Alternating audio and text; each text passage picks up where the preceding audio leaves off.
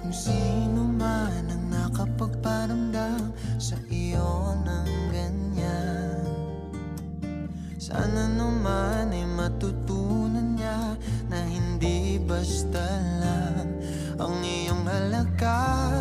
Ha, ha, para ganyanin ka. Ha, ha, laging binabalewala. Siguro naman iyong napapansin kung paano